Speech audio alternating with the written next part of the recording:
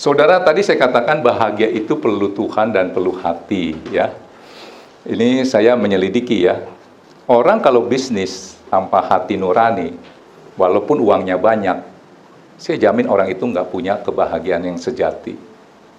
Mungkin senang sesaat, dia mau tidur lagi pasti dia gelisah. Apa bisnis tanpa hati nurani? Akhir-akhir ini lagi marak apa?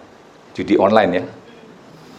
Korbannya sudah bisa lihat, rumah tangga jadi berantakan, perceraian, anak telantar jadi nggak sekolah, mati bunuh diri. Itu bandarnya bisa ketawa, tersenyum, saya bingung juga tuh. Itu namanya dia bisnis tanpa hati nurani. Dia nggak kebayang kalau anaknya begitu bagaimana. Coba kalau saudara punya bisnis yang seperti itu, saya jamin saudara nggak akan punya kebahagiaan sejati, cuman punya senang. Ya, tadi Steve Jobs bilang, jangan ajarkan anakmu mencari kesenangan, tetapi carilah ketenangan. Ketenangan itu bisa ada kalau ada kebenaran. Apalagi pinjol. Berapa banyak orang yang korban pinjol mati bunuh diri? Seorang guru, kan dia berpendidikan, mati bunuh diri. Sampai pemerintah akhirnya turun tangan. Itu dia bisnis tanpa hati nurani. Dia nggak tahu kalau firman Tuhan berkata begini. Amsal 28 ayat 8. Dia kerja kan, bisnis pinjol begini begitu. Dia kan kumpulin harta. Sebenarnya dia kumpulin buat siapa sih? Buat anaknya, makan uang, ya istilahnya uang haram lah. Ayo Amsal 28 ayat 8. Coba pelototin ini. Saya mau saudara yang baca coba.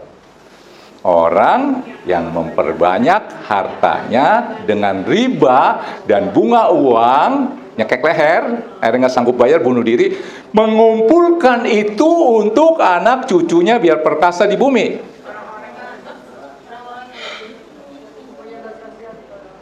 Saya baca ya. Orang yang memperbanyak hartanya dan riba dan bunga uang, mengumpulkan itu untuk orang-orang yang mempunyai belas kasihan kepada orang-orang lemah, bukan kepada anak cucunya. Sebab saya sering lihat, lu keren banget lu, pagi udah bangun kerja, minggu juga kerja, bukannya ke gereja. Apa sih yang lu kumpulin buat apa? Jawabannya klise apa? Buat anak, buat istri. Betul nggak ya? Tapi kalau cara mendapatkannya ini, keluarkan lagi sebentar, Amsal 20 ayat 21. Tapi tadi saya katakan, bisnis tanpa hati nurani apa? Nipu bisa nggak? Ya bisa. Mau dapat cepat kan dengan cara korupsi apalah, ya orang dirugikan. Lihat ini, milik yang diperoleh dengan cepat. Apa yang dengan cepat? Judi, ya, nipu, korupsi, ya apalah macam-macam, ya, jual narkoba, apalagi itu ya, pinjol lah karena bunganya nyekek leher. Milik yang diperoleh dengan cepat pada mulanya akhirnya tidak diberkati. Untung 10.000, habis 15.000. Dapat 1 miliar, habis masuk rumah sakit 1,5 miliar. Itu juga nggak sembuh. Ya, tangkap. Contoh apa tadi saya katakan? Steve Jobs. Kurang kaya apa? Saudara, coba saya mau bahas tentang faktor X. Keluarkan Mazmur 127 ayat 2. Papa saya kan seorang pegawai di toko bangunan. Karena dia mau ngubah nasibnya, dia coba usaha, bikin cat, join sama si Anu. Nggak berhasil. Saya lihat sosok papa saya adalah seorang yang rajin, pekerja keras. Kurang keras apa kerja dia? Mau suruh bangun jam berapa, kerja apa, itu pantang menyerah. Dahsyat dah, hebat. Sampai akhirnya menjelang umur 50 gitu, saya bilang, kok papa begini-gini aja gitu ya, maksudnya nggak kayak orang lain punya toko ini. Padahal dia udah usaha. Nah, dia pesen sama saya, mungkin saudara pernah dengar. Dia bilang, akhirnya punya prinsip hidup lah, filosofi. Lu kalau mau kaya, nggak usah kerja. Tapi lu mau makan, lu harus kerja. Dia ngomong begitu kan bukan karena dia baca buku, dari pengalaman hidup dia. Gua udah banting tulang setengah mati, kerja ini begini begitu, join ini itu. Nggak berhasil karena tidak ada faktor X. Dia jadi ngomong begitu. Kalau lu mau kaya, lu nggak usah kerja. Tapi lu mau makan, lu harus kerja. Sampai sekarang nih tertanam di dalam hati saya. Ya, baca ini. Sia-sialah kamu bangun pagi-pagi, subuh udah bangun, duduk-duduk di kantor, di toko, kerja sampai jauh malam, pulangnya jam 9 malam. Dapat gak? Dapat. Dan makan roti yang diperoleh dengan susah payah. Kalau nggak ada faktor X, susah. Ini Alkitab Mazmur lagi ngajarin, sebab ia memberikan kepada yang dicintainya pada waktu tidur. Faktor X itu bekerja ketika engkau tidur, bukan lagi kerja. Ini yang saya katakan, kalau lu mau makan lu harus kerja, kalau lu mau kaya lu nggak usah kerja. Baca ini lagi ya.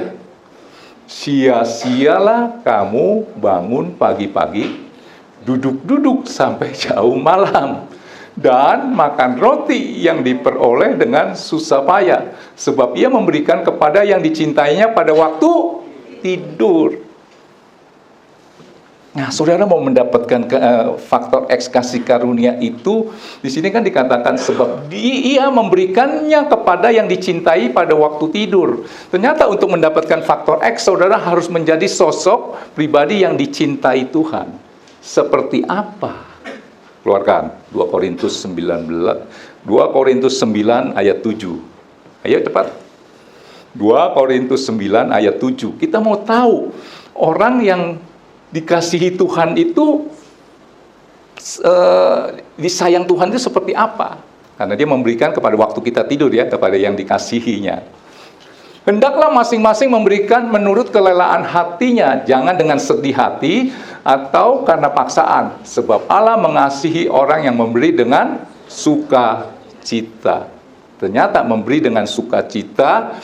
Kalau orang dunia berkata begini nih, saya sering lihat nih, ada 3 tip bagaimana untuk saudara diberkati. Pertama, misalnya rajin kerja atau kerja keras. Kedua, hormati orang tua, jangan kurang ajar ya. Ketiga, banyakin sedekah. Iya nggak? Kata-kata yang banyakin sedekah itu nggak ada tuh. Itu apa dalam arti? Memberi.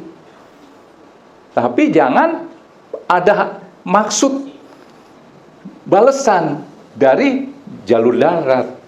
Kita harus berharap dari jalur langit. Ini istilah baru nih. Kita harus memperlancar jalur langit. Jalur langit mana? Rezeki, melancarin rezeki. Cuman bahasa kerennya dibilang jalur langit.